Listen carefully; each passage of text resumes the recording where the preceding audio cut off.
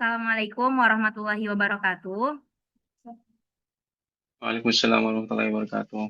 Ahlan wa sahlan, Ustadz. Insya Allah pada kesempatan sore ini, eh, untuk memenuhi tugas tafsir kontemporer, kita akan membahas tema yang sangat dekat dengan realitas sosial kita, yaitu tentang fenomena fatherless, yaitu sebuah kondisi ketika seorang anak tumbuh tanpa kehadiran atau peran seorang ayah, baik secara fisiknya maupun emosionalnya. Nah, di zaman modern ini, banyak anak-anak yang memiliki ayah, tapi dia tidak benar-benar merasakan sosok ayah dalam hidupnya. Lalu, bagaimana Islam memandang peran ayah tersebut, dan apa dampaknya jika peran ayah itu hilang? Nah, untuk menjawab pertanyaan kita, sudah hadir bersama kita narasumber, yaitu Ustadz Muslih Maulana Ali LC. Beliau adalah seorang mahasiswa pasca sarjana jurusan tafsir di Universitas Al-Azhar, Kairo. Beliau memiliki pengalaman dalam bidang pendidikan dan pembinaan pelajar. Pada tahun 2024, beliau aktif sebagai pengajar di Asrama Pelajar Malaysia. Selain itu, beliau juga berperan sebagai pembimbing di lembaga kajian Al-I'jaz Center Kairo. Nah, untuk mempersingkat waktu, langsung saja kita mulai pembahasan kita pada hari ini, yaitu terkait fatherless. Bagaimana sih Ustadz pandangan Islam terkait fenomena ini? Oke, bismillahirrahmanirrahim. Alhamdulillahirabbil alamin. Wassalatu wassalamu ala habibina sayyidina Muhammad wa ala alihi wa sahbihi wa man tabi'ahu ila yaumiddin amma ba'd. Eh, Sebelum kita memasuki pembahasan mengenai tentang bagaimana Islam memandang fatherless atau fatherless, eh, atau kehilangan apa ya? Kalau diterjemahkan ke dalam bahasa Indonesia, kehilangan apa? Ketika seseorang kehilangan sosok ayah ya. Fatherless ini sebuah fenomena yang sebenarnya sudah terjadi di zaman sebelum Islam datang, zaman sebelum Nabi Muhammad SAW diutus. Dan akhir-akhir ini fenomena ini kembali terulang, yang mana bisa kita sebut sekarang atau dengan istilah modernnya adalah fatherless. Nah, fenomena ini itu fenomena yang terjadi tatkala ketika seorang anak itu sudah kehilangan sosok ayahnya, baik secara fisik maupun secara batin. Dan yang paling ditekankan adalah ketika seorang anak itu kehilangan sosok ayahnya secara batin. Karena memang ada sejatinya fatherless ini, mereka sebenarnya sejatinya ayah-ayah mereka itu sebenarnya di rumah. Tapi eh, peran batin atau kehadiran batin seorang ayahnya itu tidak hadir. Nah, ini bisa disebut juga sebagai fatherless. Dan kalau misalnya kita lihat di kasus tentang ini ya, kasus ini di tahun 2024 kemarin, data menunjukkan bahwasanya kasus ini marak terjadi. Kasus ini bahkan dikatakan di data tersebut di tahun 2024 ya, itu ada sejumlah 500.000 ibu yang mengasuh anak tanpa kehadiran sosok ayah. Sehingga ini termasuk masalah yang perlu untuk kita kaji dan kita telusuri bagaimana juga Islam memandang tentang masalah ini. Oke, Islam tentu ya sebagaimana kita ketahui bahwasanya Islam itu adalah agama yang kamil, ya, agama yang sempurna, agama yang mengatur segala lini kehidupan. Bahkan dari mulai bangun tidur sampai tidur kembali, agama Islam mengaturnya. Artinya Islam turut hadir dalam permasalahan-permasalahan yang seluruh permasalahan, hatta permasalahan-permasalahan kontemporer kayak seperti ini. Kayak misal fenomena fatherless ini. Nah, Islam memandang bahwasanya sosok ayah itu adalah sosok yang memiliki peran besar dalam membangun keimanan dan ketakwaan. Artinya, sosok ayah adalah sosok yang paling penting dalam membangun generasi setelahnya. Maka kita lihat di surat Al-Furqan, itu Allah berfirman. Atau biasanya kita kita gunakan doa tersebut di akhir salat atau di pasca salat kita. Rabbana hab lana min azwajina wa dzurriyyatina qurrata a'yun waj'alna lil muttaqina imama. Syahidnya di sini. Poinnya di sini. Waj'alna lil muttaqina imama. Ya Allah, berikanlah kami apa? Rabbana hab lana min azwajina wa dzurriyyatina qurrata a'yun. Berikanlah kami istri-istri dan anak-anak yang membahagiakan hati kami. Waj'alna lil muttaqina imama. Dan jadikanlah kami waj'alna lil muttaqina imama. Jadikanlah kami pemimpin bagi generasi-generasi yang bertakwa. Doa ini yang ada di surat Al-Furqan itu secara tidak langsung menganjurkan kita untuk menyiapkan diri menjadi orang-orang yang baik dan bertanggung jawab. Dan hatta juga kata para mufassir, itu doa ini atau di bagian yang waj'alna lil muttaqina imam itu ada isyarat bahwasanya seorang ayah itu memiliki peran penting sekali dalam membangun keimanan dan ketakwaan. Makanya disebutkan waj'alna lil muttaqina. Muttaqin itu isim fa'il. Muttaqin itu artinya apa? Orang-orang yang bertakwa. Artinya kita sebagai seorang ayah, misalnya atau laki-laki, itu di punggung kita ada tanggung jawab besar dalam melanjutkan estafet ketakwaan untuk generasi setelahnya. Artinya, dalam ayat ini Allah mengisyaratkan bahwasanya ayah itu memiliki peran sangat penting dalam membangun ketakwaan. Sehingga ketika kita ditanya apa sejatinya peran ayah dalam keluarga menurut Islam, peran ayah dalam keluarga menurut Islam adalah menyambung estafet ketakwaan dan keimanan untuk generasi setelahnya. Makanya dikatakan waj'alna lil muttaqina imama. Dan jadikanlah kami menjadi orang yang bertanggung jawab untuk generasi setelah kita. Begitu mungkin terjemah secara yang mudah dipahami untuk saat ini. Waj'alna lil muttaqina imama. Dan jadikanlah kami menjadi pemegang tongkat estafet keimanan dan ketakwaan untuk generasi setelah kita. Begitu. Nah, dan ini juga banyak sebenarnya kisah-kisah dalam Al-Quran, kisah-kisah yang berkaitan dengan para anbiya, para nabi-nabi, bagaimana mereka bisa membangun chemistry, membangun kasih sayang terhadap anaknya. Lihat bagaimana Nabi Ibrahim alaihissalam, ketika istri beliau Siti Hajar, atau Siti Sarah itu yang hijrah ke Makkah, kemudian melahirkan Ismail. Bagaimana Nabi Ismail tinggal bersama ibunya, tapi Nabi Ismail tidak pernah diceritakan dalam riwayat apapun bahwa Nabi Ismail itu mengeluh atas ketidakhadiran Nabi Ibrahim alaihissalam. Padahal Nabi Ibrahim alaihissalam tidak berada di Mekah, tapi kehadiran Nabi Ibrahim alaihissalam memberikan ajaran-ajaran yang kuat, sehingga Nabi Ismail alaihissalam tidak merasa kesepian. Walaupun sosok fisiknya Nabi Ibrahim alaihissalam itu tidak berada di samping Nabi Ismail. Dan juga karena tarbiyah dan didikan ibunya terhadap Nabi Ismail, sehingga masalah fatherless pada saat itu tidak terjadi. Kenapa? Karena Nabi Ibrahim alaihissalam memberikan beberapa ajaran-ajaran pokok-pokok penting mengenai tentang kehidupan. Karena memang pada ceritanya itu Nabi Ibrahim sempat beberapa kali mengunjungi Nabi Ismail ketika Nabi Ismail sudah bertumbuh dewasa atau sudah mencapai umur remaja dan sebagainya. Maka di surat Al-Baqarah itu, dimana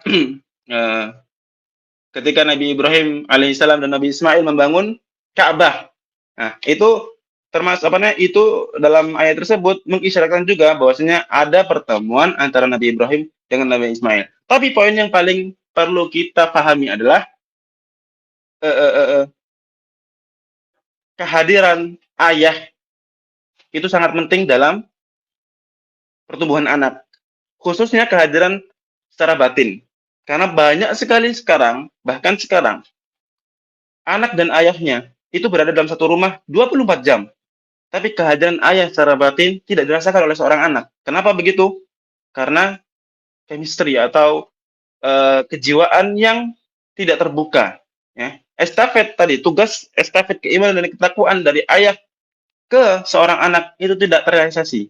Sehingga uh, fatherless ini yang paling krusial adalah ketika kehadiran batin itu tidak ada, tidak dirasakan. Begitu. Kembali ke poin utama bahwasanya peran seorang ayah pada hakikatnya, pada intinya adalah bukan sekedar memberikan nafkah, bukan sekedar memberikan hadiah, memberikan uang dan sebagainya, bukan. Tapi apa? Menjadi tongkat estafet ketakwaan dan keimanan untuk generasi setelah-setelahnya. Begitu. Ada lagi barangkali yang ingin diperjelas? Berarti sebenarnya tadi kan Ustadz udah menjelaskan tuh kalau fenomena ini tuh sebenarnya udah ada dari zamannya para anbiya. Kalau bisa dibilang Nabi Ismail itu harusnya beliau yang paling merasakan gimana fatherless itu ada kan. Tapi karena Nabi Ibrahim menanamkan nilai-nilai yang seperti tadi Ustadz jelaskan, seperti ibaratnya hadir dalam batinnya Nabi Ismail itu, Nabi Ismail nggak dikategorikan sebagai fatherless. Tidak, tidak. Karena kehadiran apa namanya? Kehadiran batin Nabi Ibrahim itu bersama hati Nabi Ismail alaihissalam. Lalu bagaimana caranya hal itu bisa terjadi di zaman sekarang, Ustadz? Di sisi para ayah mungkin mereka sudah terlalu sibuk dengan pekerjaannya sampai ya udah yang ngurus rumah anak yang ngurus anak ada apa ibunya aja. Kalau menurut gimana? Tadi kita kembalikan bahwasanya dalam proses apa namanya interaksi ya, atau dalam proses transmisi kecintaan atau takwa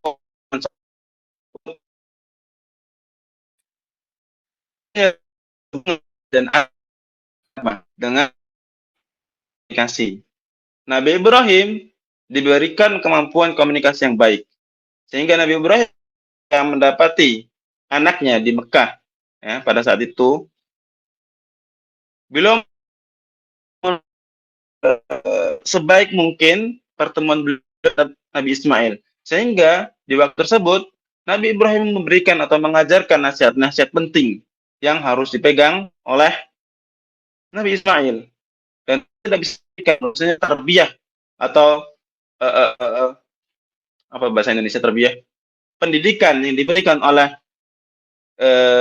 ibu daripada Nabi Ismail itu juga sangat berperan penting. Dan itu juga membuktikan kenapa Nabi Ismail tidak merasakan kesepian ya tatkala ayahnya Nabi Ibrahim pergi dari Mekah. Karena ibunya Nabi Ismail itu memberikan berbagai afirmasi, memberikan komunikasi sehingga Nabi Ismail tidak pernah merasakan kesepian dan tidak pernah menyalahkan ayahnya. Kenapa ayahku pergi? Kenapa ayahku tidak bersama kita? Seperti itu. Dan memang tidak ada riwayat yang mengatakan seperti itu. Karena tadi tarbiyah dari ibunya dan juga tarbiyah atau ajaran yang diberikan oleh Nabi Ibrahim alaihissalam ketika Nabi Ibrahim alaihissalam mendatangi Nabi Ismail alaihissalam. Gitu. Adapun kasus misalnya bagaimana ketika kita atau ketika teman-teman ada yang sudah mengalami fatherless ini, fenomena fatherless ini, bagaimana mereka menanggulanginya? Ingat, seorang ayah itu adalah memang mereka memiliki peran sangat penting dalam membangun ketakwaan dan keimanan kita kepada Allah Subhanahu wa taala. Tapi sejatinya ayah, ibu dan sebagainya mereka hanyalah faktor eksternal, ya, faktor eksternal. Di mana ada faktor inti yang menjadikan kita itu tidak kehilangan arah. Tongkat estafet yang dititahkan atau yang diperintahkan oleh Allah Subhanahu wa taala tetap terjaga. Bagaimana itu? Kita bisa melihat bagaimana kisah Nabi Isa alaihissalam yang pada awalnya memang tidak diberikan apa namanya? Tidak diberikan kesempatan untuk bertemu ayah. Bukan sekedar bertemu ayah, memang beliau tidak memiliki ayah, gitu kan? Di kisahnya di surat Maryam itu. Nah, bagaimana hal itu terjadi gitu? Dan apa hikmah yang bisa kita petik yang berkaitan dengan fatherless ini dalam kisah Nabi Isa alaihissalam?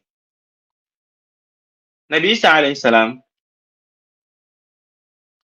dan ibundanya Maryam itu diberikan, atau ibundanya Maryam dan keluarga Maryam itu diberikan anugerah berupa keimanan dan ketakwaan yang sangat kuat. Dari sini bisa kita petik, dari premis ini bisa kita petik bahwa dengan bekal iman dan takwa seorang ibu, dengan iman dan takwa seorang atau keluarga yang mengitari yang mengitari Maryam, itu keimanan dan ketakwaan mereka mewarisi keimanan, yang nanti akan mewarisi keimanan dan ketakwaan Nabi Isa alaihissalam. Sehingga poin daripada melanjutkan estafet keimanan dan ketakwaan kepada generasi setelahnya tidak hilang di kasus yang ada di cerita Nabi Isa alaihissalam. Jadi tetap buat teman-teman atau buat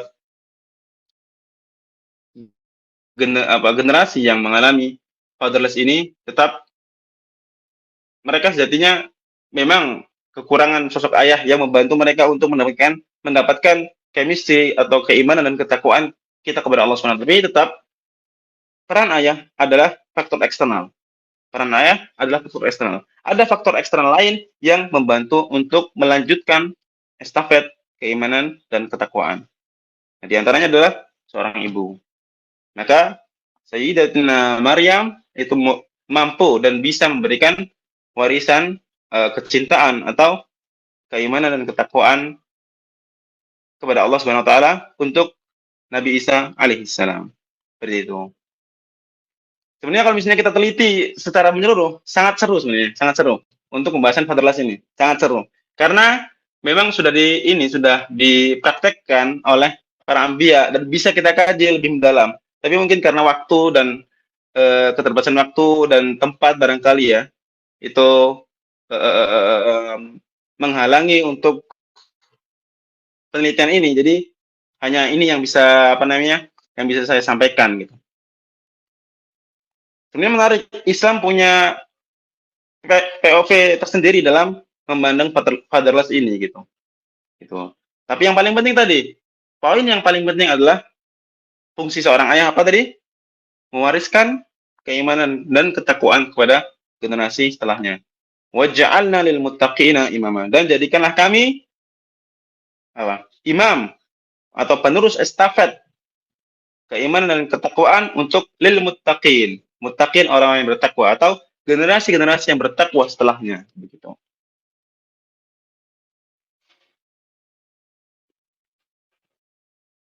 Ada lagi kalian yang ingin ditanyakan Sahrani?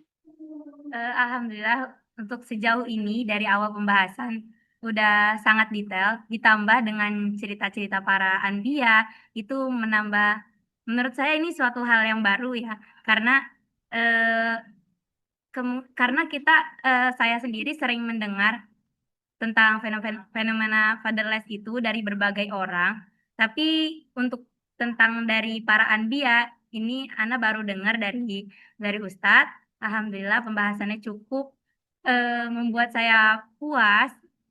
Untuk pertemuannya sampai sini aja Ustadz. Oke. Terima kasih banyak Ya, sudah meluangkan ya, waktunya. ya. Oke ya, sama-sama. Terima kasih banyak juga sudah memberikan kesempatan dan kepercayaan untuk saya supaya saya bisa memberikan manfaat ke Maharani. Maharani ya namanya? Iya, Ustadz Maharani. Ya. Mm-mm. Ya, semoga pembahasan kita sore ini bisa menambah wawasan untuk diri kita sendiri, juga untuk orang-orang nanti yang akan melihat video ini Benar. ke Amin, depannya. amin, amin. Amin, amin. Saya akhiri Zoom-nya, Ustadz. Oke. Mm-mm. Oke. Assalamualaikum warahmatullahi wabarakatuh. Waalaikumsalam warahmatullahi wabarakatuh.